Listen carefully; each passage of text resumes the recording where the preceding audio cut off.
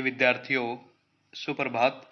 मैं डॉक्टर कुलदीप, सहायक प्राध्यापक हिंदी विभाग, आज आपके सामने लेकर आया हूँ बीए प्रथम वर्ष द्वितीय स्तर हिंदी अनिवार्य विषय की प्रथम इकाई ध्रुवस्वामिनी नाटक। आज से हम बीए प्रथम वर्ष द्वितीय स्तर हिंदी की कक्षाएं प्रारंभ करते हैं। सर्वप्रथम हम पढ़ेंगे ध्रुवस्वामिनी नाटक का कथासार। तो आइए शुरू करते हैं नाटक का कथासार।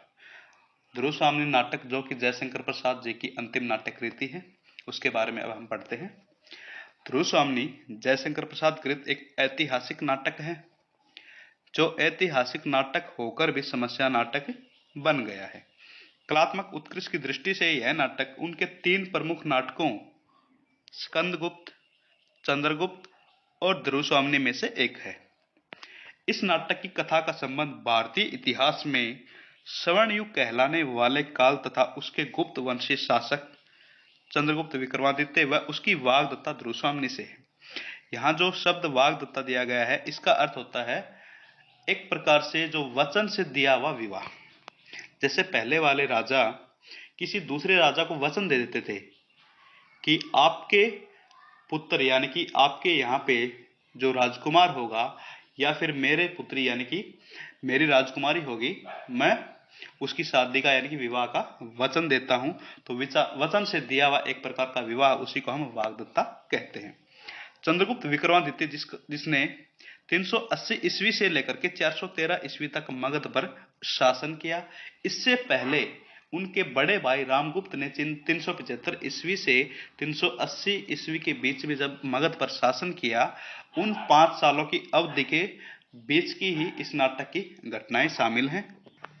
इससे पूर्व उनके पिता सम्राट आर्य समुद्रगुप्त ने 335 ईस्वी से लेकर के 375 ईस्वी तक मगध पर शासन किया तथा दूर दूर तक अपने राज्य का विस्तार किया।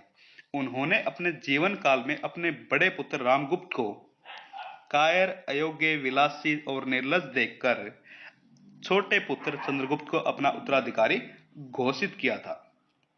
सम्राट समुद्रगुप्त की विजय यात्रा के समय ध्रुवस्वामिनी के पिता ने अपनी पुत्री ध्रुवस्वामिनी को गुप्त कुल की वधू बनाने के लिए समर्पित कर दिया था, क्योंकि उस समय चंद्रगुप्त के उत्तराधिकारी बनने का निश्चय था। इसलिए ध्रुवस्वामिनी चंद्रगुप्त की ही वाग्दत्ता थी। वाग्दत्ता यानी कि वचन से दिया हुआ एक प्रकार का विवाह। किंतु समुद्रगुप्त की मृत्यु के पश्चात महामंत्री शिखर स्वामी ने बड़े भाई की, जो ये नाम दिया गया है महामंत्री शिखर स्वामी, ये रामगुप्त का मंत्री है। यहाँ महामंत्री को हम अमात्य भी कहते हैं और इसके साथ साथ में प्रधानमंत्री भी कहते हैं। ये वही शिखर स्वामी है जिन्होंने बड़े भाई की दुहाई दे करके सिंहासन पे रामगुप्त को छलपूर्वक बैठा दिया था। शिखर स्वामी ने बड़े भाई के अधिकार के नियम की दुहाई देकर छलपूर्वक रामगुप्त को सिंहासन पर बैठा दिया तथा इस विपरीत परिस्थिति में ध्रुवस्वामिनी का विवाह भी उसकी इच्छा के विरुद्ध रामगुप्त से कर दिया गया। रामगुप्त ने 375 ईस्वी से 380 ईस्वी तक मगध पर शासन किया। रामगुप्त की विलासिता, आचरणहीनता, कायरता, अयोग्यता के कारण ध्रुवस्वामिनी उससे घृणा करती थी तथा धीर वीर चंद्रगुप्त से अपने हृदय में कहीं ना कहीं प्रेम भाव भी रखती थी। इतिहास की इस विशद पृष्ठभूमि में इस नाटक की कथा 3 अंकों में विभाजित है। प्रत्येक अंक में एक दृश्य है। इस प्रकार से इस नाटक में कुल 3 दृश्य हैं। तो आइए अब हम पढ़ते हैं नाटक के पात्रों के बारे में। नाटक के पात्र इस प्रकार हैं। सर्वप्रथम आप स्क्रीन पे देख रहे हो ध्रुवस्वामिनी, जो कि इस नाटक की नायिका है। इन्हीं के नाम पे इस नाटक का नाम रखा गया है, नामकरण किया गया है। अगले नंबर पे है चंद्रगुप्त, जो कि ध्रुवस्वामिनी नाटक के नायक हैं। तीसरे नंबर पे नाम दे रखा है यहाँ पे रामगुप्त का। रामगुप्त जो कि गुप्त वंश के राजा हैं, जिन्होंने 375 ईस्वी से लेकर के 380 ईस्वी तक मगध पर शासन किया था, वो इस नाटक में एक खलनायक हैं। अगला नंबर है मंदाकिनी का। मंदाकिनी आर्य समुद्रगुप्त की पुत्री यानी कि रामगुप्त और चंद्रगुप्त की बहन है। शिखर स्वामी, जो कि नाटक में प्रधानमंत्री अमात्य महामंत्री हैं, जिसने छल पूर्वक रामगुप्त को सिंहासन पर बैठाया था। शकराज, जो कि शक वंश का राजा है। इस नाटक का आप कह सकते हो प्रमुख खलनायक भी है। कोमा जो शकराज की प्रेमिका यानी कि प्रेयसी है, जो शकराज से अत्यधिक प्रेम भी करती है। मिहिर देव जो कोमा के पिता तुल्य हैं, पिता के समान हैं, उनके संरक्षक हैं। खिंगिल शकराज के दूत हैं। ये वही खिंगिल हैं जो शकराज ने दो संधि प्रस्ताव का एक संदेश भेजा था गुप्त कुल के शिविर में। तो वो शकराज के दूत हैं जो संधि प्रस्ताव लेकर के वहां पहुंचते हैं। अंतिम पात्र इसमें पुरोहित दिए गए हैं, जिन्होंने रामगुप्त और द्रुस्वामिनी की शादी यानी उनका विवाह करवाया था। नाटक में कुछ अन्य पात्र हैं। प्रतिहारी जो दरवाजे पर सुरक्षाकर्मी होते हैं, एक प्रकार से हम इनको गार्ड भी कह सकते हैं। दासी जो नौकरानी का काम करती हैं। कुछ अन्य पात्र और भी हैं जिन्होंने इस नाटक के अंदर भी एक छोटा सा कॉमेडी नाटक के अलावा है, जिनमें नाम है कुबड़ा, हिजड़ा, बोना। तो आइए अब हम पढ़ते हैं नाटक का प्रथम अंक। अपनी विजय यात्रा का झूठा दिखावा करते हुए सम्राट रामगुप्त ने गिरिपथ में शिविर डाल रखा था। रामगुप्त ने अपने राजमहल से कुछ दूरी पे एक शिविर डाल रखा था, जो कि गिरिपथ यानी कि पर्वत के रास्ते पे था। किंतु वह हर समय सुरा सुंदरी में मदमस्त रहता था। उसे ध्रुवस्वामिनी जो उनकी पत्नी है, उन पर यह संदेह है कि वह चंद्रगुप्त से प्रेम करती है। इसलिए वह ध्रुवस्वामिनी के हृदय की बात जानने के लिए एक खड्गधारिणी दासी को नियुक्त करता है, जो गूंगी होने का अभिनय करती हुई चतुराई से ध्रुवस्वामिनी के मन का भाव जान लेती है और उसे रामगुप्त के सामने प्रकट करती है। ध्रुवस्वामिनी का चंद्रगुप्त के प्रति प्रेम भाव जानकर रामगुप्त को इस बात का और भी भय हो जाता है कि कहीं चंद्रगुप्त और ध्रुवस्वामिनी दोनों मिलकर उसका राज्य न हड़प लें। दूसरी ओर रामगुप्त की विलासिता और अयोग्यता के कारण अवसर देकर शकराज जो शक वंश के राजा हैं, उन्होंने रामगुप्त के शिविर को दोनों ओर से घेर लिया है। यह सूचना पाकर भी रामगुप्त निर्लजता पूर्वक सुरा सुंदरी में डूबा रहता है। रामगुप्त की कायरता को भांपकर शकराज संधि की दो शर्तें भेजता है। पहली शर्त है उसकी अपने लिए महादेवी ध्रुवस्वामिनी, तथा दूसरी शर्त है अपने सामंतों के लिए मगध की स्त्रियां। अगर ये शर्तें पूरी नहीं होती है तो वह युद्ध के लिए ललकारता है। कायर और कलिव रामगुप्त। कलिव का अर्थ होता है यहाँ पे नामर्द भी कह सकते हो, नपुंसक भी कह सकते हैं हम यहाँ पे। शकराज की शर्तें स्वीकार कर लेता है। वह इन शर्तों को एक ही वार से बाहर के शत्रु शकराज और भीतर के शत्रु ध्रुवस्वामिनी दोनों से छुटकारा पाने का अवसर समझता है। वह अपने मंत्री शिखर स्वामी को साथ लेकर यह निर्णय सुनाने के लिए ध्रुवस्वामिनी के पास जाता है। ध्रुवस्वामिनी यह सुनकर क्रोधित और क्षुब्ध हो उठती है। क्षुब्ध का मतलब होता है क्षोभ से भरा हुआ है, यानी कि जिसके अंदर खलबली मच जाती हो, तथा पूछती है क्या गुप्त साम्राज्य स्त्री संप्रदान से बड़ा है? जो गुप्त साम्राज्य इतना बड़ा हुआ है वो क्या केवल स्त्री संप्रदान से ही है? ध्रुवस्वामिनी जानना चाहती है कि रामगुप्त ने सुख दुख में उसका साथ न छोड़ने की प्रतिज्ञा अग्निवेदी के सामने क्यों की थी।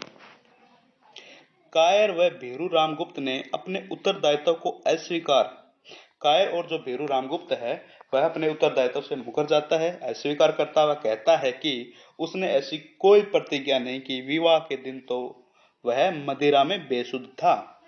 पुरोहित ने न जाने क्या क्या पढ़ दिया होगा। कायर रामगुप्त का सहायक बना हुआ उसका दुष्ट महामंत्री शिखर स्वामी कहता है कि राजनीति के सिद्धांत में राष्ट्र की रक्षा सब उपायों से करने के आदेश हैं। उसके लिए राजा, रानी, कुमार और अमात्य सबका विसर्जन किया जा सकता है, किंतु राज विसर्जन अंतिम उपाय है। यह सुनकर ध्रुवस्वामिनी पहले तो दोनों को फटकारती है, रामगुप्त और शिखर स्वामी को। बाद में अपने पति कहे जाने वाले कापुरुष यानी कायर पुरुष रामगुप्त से एकांत में अपनी रक्षा की भीख मांगती है, पर रामगुप्त उसकी प्रार्थना और समर्पण को ठुकरा देता है। ध्रुवस्वामिनी बहुत दुखी होती है। वह पुनः रामगुप्त को फटकारती हुई कहती है, निर्लज मदप क्लीव, ओह तो मेरा कोई रक्षक नहीं। नहीं, मैं अपनी रक्षा स्वयं करूंगी। यह सुनकर ध्रुवस्वामिनी आत्महत्या के लिए कृपाण निकाल लेती है। कृपाण एक हथियार होता है, छोटी तलवार आप कह सकते हो। रामगुप्त भयभीत हो जाता है और कहीं वह उसकी हत्या न कर दे, ये सब देख करके वह अतः हत्या हत्या दौड़ो दौड़ो चिल्लाता हुआ वहां से भाग जाता है। इतने में ही तेजी से चंद्रगुप्त वहां आ जाते हैं। ध्रुवस्वामिनी उसके आने पर आत्महत्या करने से रुक जाती है और सारा वृतांत कुमार चंद्रगुप्त को बता देती है। क्षुब्ध होकर चंद्रगुप्त घोषणा करता है कि मेरे जीवित रहते आर्य समुद्रगुप्त के स्वर्गीय गर्व को इस तरह पददलित होना न पड़ेगा। इतने में ही रामगुप्त भी शिखर स्वामी को साथ लेकर एक बार फिर वहां आ जाता है। चंद्रगुप्त उन दोनों की भर्त्सना करता है, पर शेखर स्वामी यह कहता कि किसी भी तरह राजा और राष्ट्र की रक्षा होनी चाहिए। मंदाकिनी, जो कि रामगुप्त और चंद्रगुप्त की बहन है, शेखर स्वामी जब ये राजा और राष्ट्र की रक्षा करने की बात करता है तो इसका विरोध कहती है कि जो राजा अपने राष्ट्र और अपने सम्मान की रक्षा नहीं कर सकता, उसकी रक्षा कैसी। इस समस्या का अंत करने के लिए चंद्रगुप्त कहता है कि ध्रुवस्वामिनी का वेश धारण करके मैं खुद सामंत कुमारों के साथ सकराज के पास जाऊंगा। अगर सफल हुआ तो कोई बात नहीं, अन्यथा मेरी मृत्यु के पश्चात तुम लोग जैसा उचित समझो वैसा करना। चंद्रगुप्त का यह कथन सुनकर ध्रुवस्वामिनी प्रेम आवेश में चंद्रगुप्त को अपनी भुजाओं में लेती है। वह स्वयं भी चंद्रगुप्त के साथ जाती है। सामंत कुमारों के साथ दोनों वहां से सकराज के राजमहल के लिए प्रस्थान करते हैं। इसी के साथ ही नाटक का ये जो प्रथम अंक है यहीं पे समाप्त हो जाता है। आइए अब हम पढ़ते हैं नाटक का अगला अंक यानी कि द्वितीय अंक। उधर सकराज दुर्ग, शकदुर्ग जो यहाँ पे लिखा गया है इसका मतलब है सकराज का किला। उधर शकदुर्ग में सकराज अपने साध पत्र यानी कि जो खिंगिल को इन्होंने संधि की शर्तें लेकर के गुप्त वंश में भेजा था, के उत्तर की प्रतीक्षा कर रहा है। उसकी प्रेयसी यानी कि उसकी प्रेमिका जो कोमा है, वो यौवन के इस मधुर अवसर पर प्रेम में चूकना नहीं चाहती, पर शकराज उसे अपनी विलास सहचरी ही मानता है और ऊपर से बहला फुसलाकर अपनी वाग्दत्ता बनाकर रखता है। इतने में खिंगिल आकर यह शुभ समाचार देता है कि रामगुप्त ने संधि प्रस्ताव मान लिया है। ध्रुवस्वामिनी सकराज के पास आने वाली है। सकराज ये समाचार सुनकर के खुशी से उछल पड़ता है। वह विजय उत्सव मनाता है। सकराज अब कोमा के प्रति उपेक्षा भाव जताता है, क्योंकि कोमा उससे बहुत ज्यादा प्रेम करती थी, वो उससे शादी करने वाली थी। किंतु सकराज इतना खुश हो जाता है ध्रुवस्वामिनी के आने पर कि वह कोमा के प्रति भी उपेक्षित भाव दिखाता है। कोमा व्यथित यानी कि वह दुखी हो जाती है। ध्रुवस्वामिनी के आगमन की सूचना पाकर वह सकराज को इस अनर्थ से रोकना चाहती है। अतः कहती है, मेरे राजा, आज तुम एक स्त्री को अपने पति से विच्छिन्न यानी कि एक स्त्री को उसके पति से अलग करके अपने गर्व की तृप्ति के लिए कैसा अन्याय कर रहे हो। तभी कोमा के संरक्षक पिता मिहिरदेव भी वहां आ जाते हैं और सकराज को चेतावनी देते हैं कि इस प्रकार अपनी वाग्दत्ता के साथ अन्याय करने के परिणाम को भुगतना पड़ेगा। पर कामुक सकराज उनकी एक भी नहीं सुनता और ध्रुवस्वामिनी से मिलने को आतुर हो उठता है। मिहिरदेव आकाश में विचर रहे नील लोहित रंग के धूमकेतु की ओर संकेत करके उसके अमंगल की भविष्यवाणी करके वहां से चले जाते हैं। कोमा भी मिहिरदेव के पीछे पीछे चली जाती है। ध्रुवस्वामिनी के आने की सूचना पाकर ध्रुवस्वामिनी के ही कहने पर सकराज उससे एकांत में मिलता है। एक ही स्थान पर दो दो सुंदरियों को देखकर वह चकित सा रह जाता है। स्त्री वेश में चंद्रगुप्त और ध्रुवस्वामिनी दोनों अपने आप को ध्रुवस्वामिनी कहते हैं। यानी कि जब चंद्रगुप्त ध्रुवस्वामिनी का वेश धारण करके और ध्रुवस्वामिनी दोनों सकराज के सामने जाते हैं तो वो अपने आप को, चंद्रगुप्त कहता है मैं ध्रुवस्वामिनी हूँ, ध्रुवस्वामिनी कहती है मैं ध्रुवस्वामिनी हूँ। ये सब सुन करके सकराज कहता है कोई बात नहीं, मैं आप दोनों को ही ध्रुवस्वामिनी समझ के अपनाने के लिए तैयार हूं। तभी चंद्रगुप्त स्त्री वेश त्याग कर शकराज को द्वंद्व युद्ध के लिए ललकारता है। इस युद्ध में शकराज मारा जाता है। बाहर सामंत कुमार भी युद्ध करते हैं। वे अंदर प्रवेश कर चंद्रगुप्त और ध्रुवस्वामिनी को घेर कर ध्रुवस्वामिनी की जय हो का नारा लगाते हैं। इसी के साथ नाटक का जो दूसरा अंक है वो यहीं पर समाप्त हो जाता है। आइए अब हम पढ़ते हैं नाटक के अंतिम अंक, तीसरे अंक को। तीसरे अंक के प्रारंभ में शक दुर्ग, शकराज का जो किला है, उसमें एक प्रकोष्ठ में ध्रुवस्वामिनी चिंता में बैठी है। प्रकोष्ठ का अर्थ होता है राजमहल के अंदर सदर फाटक का एक कमरा कह सकते हैं। सैनिक आकर समाचार देता है कि विजय का समाचार सुनकर राजा धीराज रामगुप्त भी आ गए हैं और महादेवी से मिलना चाहते हैं। मंदाकिनी भी विजय की बधाई देती हुई ध्रुवस्वामिनी के पास आती है। तभी उपद्रवों के शांत होने पर शांति कर्म के लिए पुरोहित आता है। ये वही पुरोहित है जिन्होंने रामगुप्त और ध्रुवस्वामिनी की शादी करवाई थी। परंतु ध्रुवस्वामिनी से रामगुप्त की क्लीवता की बात सुनकर जब ध्रुवस्वामिनी के माध्यम से पुरोहित को पता चलता है कि रामगुप्त तो क्लीव है, कायर है, डरपोक है, तो उसकी हृदय विदारक परिस्थिति से क्षुब्ध होकर धर्मशास्त्र का विधान पुनः देखने के लिए चला जाता है। इतने में मिहिर देव के साथ कोमा ध्रुवस्वामिनी के पास आती है और अपने प्रिय शकराज के शव को ले जाने की याचना करती है। ध्रुवस्वामिनी उन्हें शव ले जाने देती है। बाहर दुष्ट रामगुप्त उन दोनों कोमा और उनके पिता मिहिर देव को मरवा देता है। ध्रुवस्वामिनी की आज्ञा के बिना निरीह कोमा और मिहिर देव के संहार से सामंत कुमार रामगुप्त पर क्रोधित हो उठते हैं। तभी विरोध के शब्द सुनता हुआ अपने सैनिकों के साथ रामगुप्त भी वहां आ पहुंचता है। रामगुप्त के सैनिक उसके संकेत पर सामंत कुमारों और चंद्रगुप्त को बंदी बना लेते हैं। ध्रुवस्वामिनी चंद्रगुप्त को प्रतिवाद करने की प्रेरणा देती है। यहाँ ध्रुवस्वामिनी चंद्रगुप्त को रामगुप्त का सामना करने के लिए प्रेरित करती है। इसी बीच पुरोहित भी धर्मशास्त्रों का विधान सुनाने आ जाता है। ध्रुवस्वामिनी रामगुप्त का प्रचंड विरोध करती है तो रामगुप्त ध्रुवस्वामिनी को भी बंदी बनाने का आदेश देता है। सैनिक ध्रुवस्वामिनी की ओर बढ़ते ही हैं कि चंद्रगुप्त लौ श्रृंखला को तोड़कर मुक्त हो जाता है। यहाँ पे ये रह नहीं आएगा अभी। वह अपने अधिकार की मांग करता है तथा सैनिकों को डांटकर जो सामंत कुमार बंदी बना लिए गए थे उनको मुक्त करने का आदेश देता है। अंत में शिखर स्वामी परिषद बुलाता है। परिषद जो एक सभा है, रामगुप्त को अधिकारच्युत कर चंद्रगुप्त को सम्राट घोषित करती है। अधिकारच्युत का अर्थ होता है उसके पद से मुक्त कर देना। पुरोहित भी धर्मशास्त्र के आधार पर कलियुग रामगुप्त से ध्रुवस्वामिनी के मोक्ष अर्थात आज की भाषा में तलाक की आज्ञा दे देता है।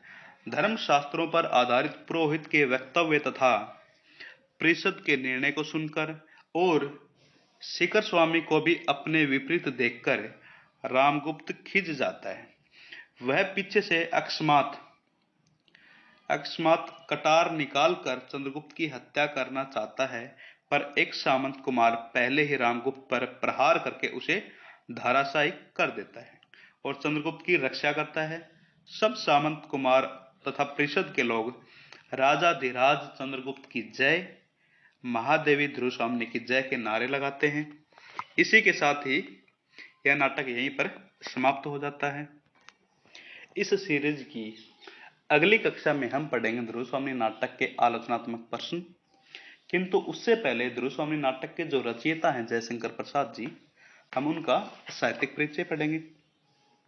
इसी के साथ इस कक्षा का यहीं पे समापन होता है। धन्यवाद।